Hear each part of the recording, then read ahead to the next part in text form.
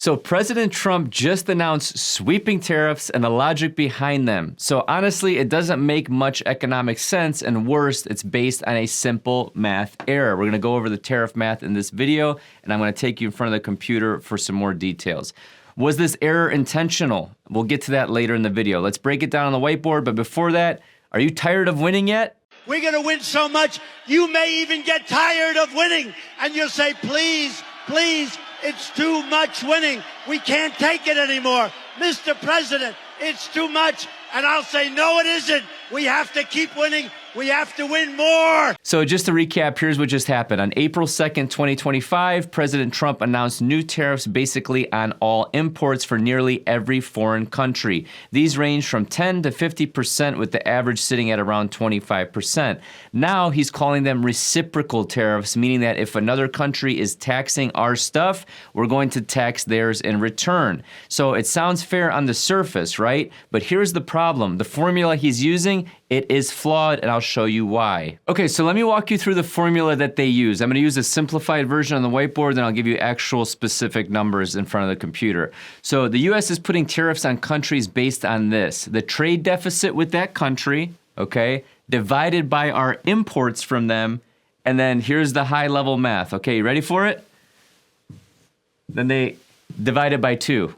Okay, or 10%, whichever is higher. So for example, if we import $100 million from country A, I'll just make this super simple for you guys, and then we'll get into the actual numbers in front of the computer. And then we export, let's say, 50 million to them. That is a trade deficit of $50 million, okay? Import 100, export 50, that gets us 50. What do we divide that by? The imports. What do we import? 100. Divide this by 100 million. That gets us 50%. And then we apply the magic number right here. Divide it by 2. And that gets us what? A 25% tariff. Okay, super simplified version, but this is essentially what they did, okay? Boom, done. But here's the issue. So here's the issue. This formula right here, it's oversimplified because it has no basis in actual economics. Trade deficits aren't just about tariffs, they're influenced by all kinds of things, okay? There's capital flows, supply chains, there's comparative advantages, there's geographies, there's logistics. It's like trying to calculate your credit score using how many cups of coffee you drink, okay? It makes no sense. So here's where it gets worse. The administration miscalculated the formula itself, which is what I'm gonna get to. I'm gonna draw on the next slide here. So they included 2 economic terms in the denominator. So let me erase this, let me draw the formula, and then I'll explain. Okay, so this is the actual equation that they used to calculate the tariffs, okay? And here's the 2 factors that they used in the denominator, okay? The denominator is the bottom half of this line right here. So epsilon is the elasticity of import demand with respect to prices, and then phi is the elasticity of import prices with respect to tariffs, okay? But here's where they kind of got it wrong, okay? They assumed this is 4, and then they used this, phi, the symbol right here, as 0.25. So when you multiply 4 by 0.25, what is 1/4 of 4? Okay, you multiply these 2 together, you get 1. So they basically cancel each other out, okay? Because they're just, this turns into a 1, and then you multiply by this right here. So guess what? The second number, phi, is completely wrong, and I'll show you why right now. So phi shouldn't be 0.25%. It should be 1, or at least closer to 1. So that 0.25 comes from retail prices, not import prices, which is what the formula is supposed to use. So retail prices, they can be sticky. Import prices, way more responsive, okay? Studies actually show that phi is more like 0.945, almost 1. That's why I just used 1, so I don't have to write all this out.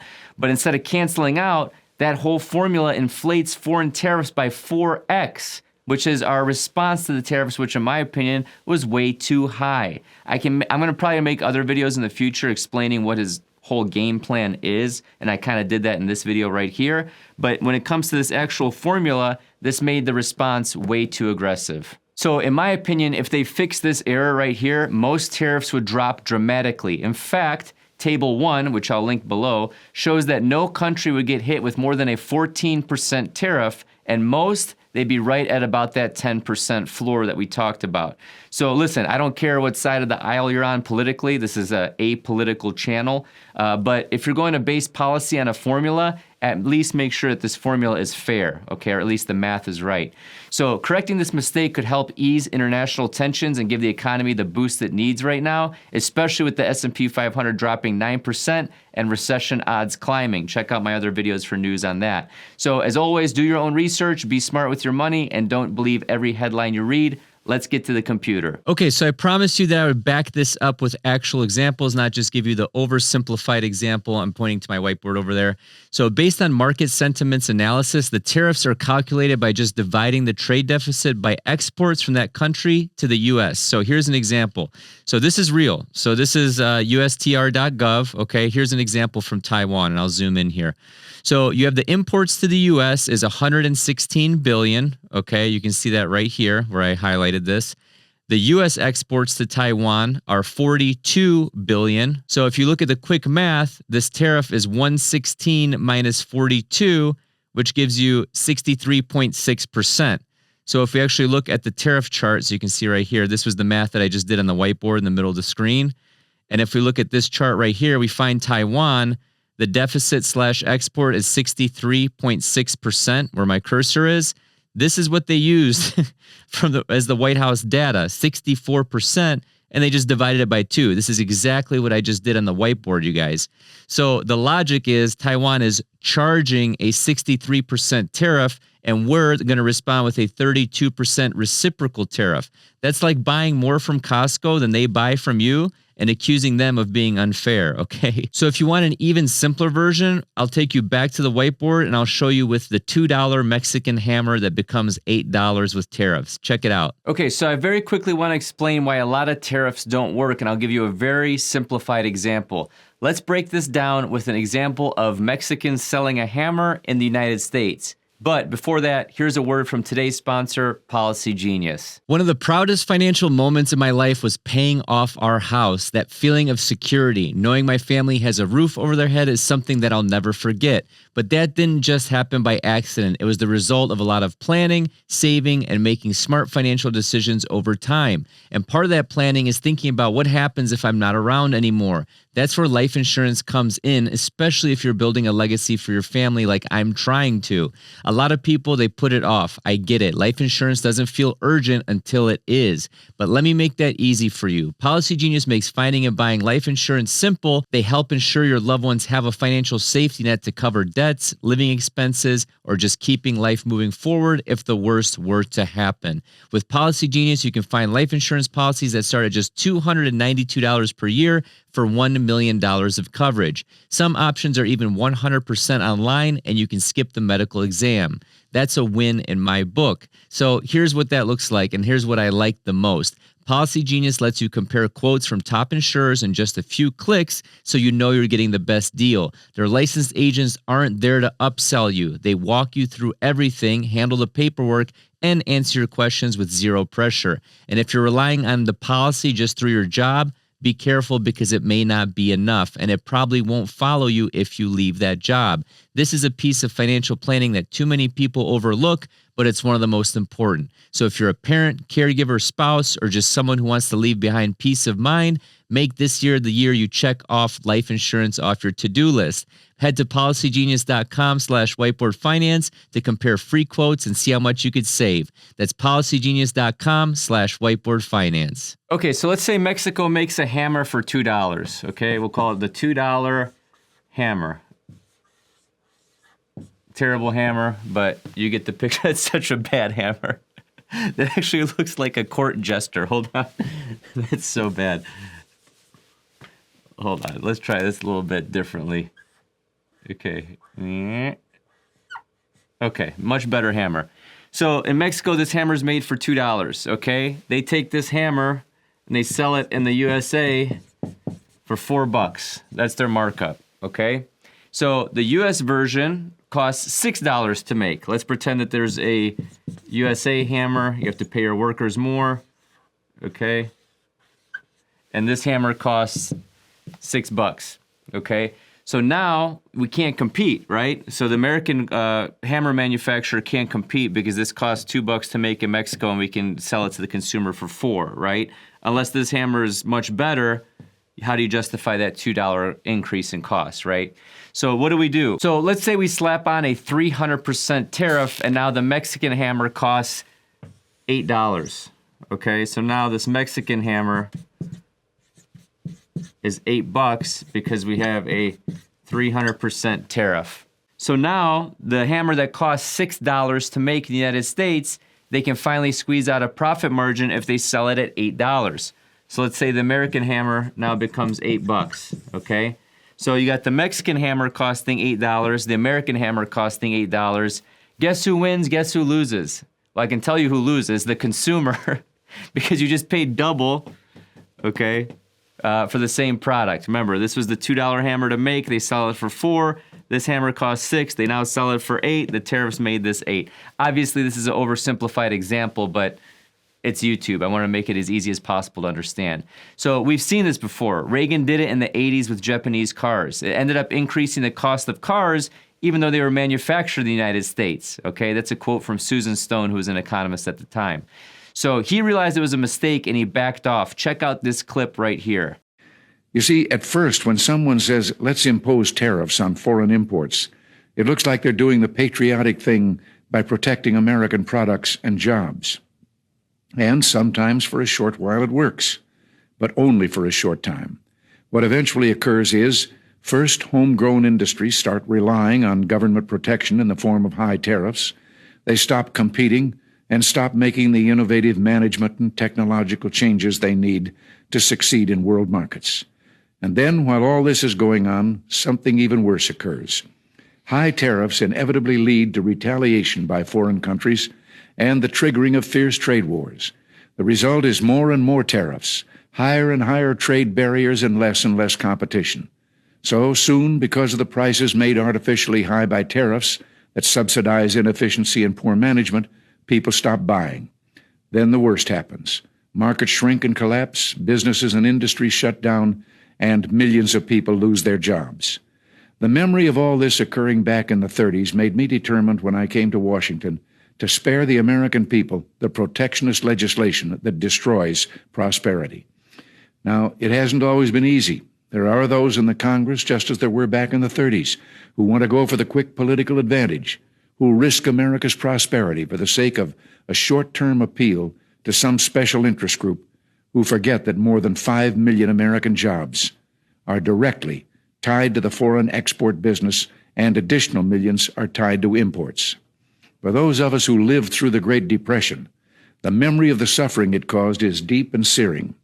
And today, many economic analysts and historians argue that high tariff legislation passed back in that period, called the Smoot-Hawley Tariff, greatly deepened the Depression and prevented economic recovery. So bottom line, tariffs are a temporary high and the hangover is no bueno, especially at this age. Okay, so how is all of this impacting the market? So the market is already reacting. The U.S. stock market just had its worst day of 2025 with over $2 trillion wiped out, gone. It's actually more at the time of this recording. This was from April 3rd. So tech is getting crushed. So Apple, Nvidia, Intel, they all rely on imports from China, Taiwan, and Vietnam. Tariffs of 32% and 46%. They either eat the cost or pass it on to you, the consumer. So shifting to a U.S.-based supply chain, I don't see that happening anytime soon. Check out this clip from Dave Chappelle right here. Hey, I can't post the video because of Netflix copyrights, but it was such a funny segment. He's like, yeah, let's bring back Chinese jobs. He's like, why? So my iPhone can cost $9,000. So if you want to look at how this is impacting American companies, take a look at Nike's stock. They've got 530,000 employees in Vietnam, and their stock dropped 14% when this was first announced. They got hit with that 46% tariff. So higher costs, lower margins, more expensive products for the consumer. But wait, look at this. The stock is back up. Nike, Lululemon, they rebound as Trump touts call with Vietnam leader. So this is where I play both sides of the table. I show you why tariffs usually don't make sense. I show you why the math was wrong. But Is Trump really playing 17D 9-player 4-dimensional intergalactic space chess? Well, you can see that there's already 50 countries lined up to talk to him about the tariff. So maybe his plan is working out here. So multiply this by every global consumer goods company, and we're looking at $1,200 a year in extra household costs. Take a look at this chart right here. So Trump's tariffs on Canada, Mexico, and China would cost the typical U.S. household over $1,200 a year. You can see this change due to the TCJA extension. Consumer loss from first wave tariffs, net effect is in gray. So more than $1,200 lost due to tariffs. But if we look at Nucor's stock, okay, you have industrials getting crushed too. So even companies that should benefit are hurting. So this is the biggest U.S. steel producer. Tariffs on foreign steel means prices go up, but that also reduces demand. And look at their stock over the past month. It's down 21.25%. This is a live chart. Okay, this is pre-market, you guys. Last 5 days, 14%. Last day, 6%. And then look at the aftermarket chart. It's not even in triple digits anymore. And even Stellantis, they paused production in Ontario for 2 weeks. And this is just the beginning unless this stuff gets sorted out. So the real danger is what I alluded to in my last video when I talked about China hitting back. So we see that tariffs are bad, but retaliation is worse. Check out this right here. Europe warns Trump, we have a strong plan for retaliation against tariffs. And again, Wall Street Journal, China calls Trump's tariffs unilateral bullying, vows countermeasures. I did a video about this last week, you guys. So this could spiral into a global trade war. But again, is this 17-dimensional 9-player chess on Trump's part? I don't know. So in my last live stream in Whiteboard Finance University, we're talking about United States exceptionalism. Are we kind of overplaying our hand here? So you can see in this chart here, the top 10 countries ranked by R&D spending. USA is still by far the best, or at least spends the most. Whether they're the most efficient, I can't speak to that in this video. So we look at this. This is from Goldman Sachs, their private wealth division. Importantly, we argue that the recent barrage of commentary from the media citing the end of American exceptionalism is misplaced. We believe the incoming Trump administration, this is before he became president, will not derail U.S. preeminence. The system of checks and balances is alive and well. So right now, I don't know if we're seeing checks and balances. We're seeing economic Russian roulette. As investors, we need to stay calm, stay rational, stay diversified. I've been buying these dips like crazy. If you know Ralph Cifaretto from The Sopranos, I'm earning with 3 hands here, and it's still not good enough. I'm earning with 3 hands here, and it's still not good enough to satisfy this. I'm buying the dip with 3 hands here, you guys, and I have my reasons for that. So watch for weakness in consumer goods. You can play this with individual stocks like Nike, Lululemon, whatever. But, you know, I may actually come out with another view to take the other side of this argument by looking at the big picture of this plan. So stay tuned for that as well. If you got value from this video, don't smash, gently click. We're all adults in the room. Gently click the like button. Gently click subscribe. Gently hit the bell to get notified for these videos. And as always, this is your no BS financial education online. So if you want to take control of your financial future, check out Whiteboard Finance University. The link is below. It's my private community. We have live streams every week, courses, everything, real estate, stock market, budgeting. Until next time, stay smart, stay focused, keep building. And as always, have a prosperous day. Wrong. Sorry. Made in China. Made in China, baby. You are fake news.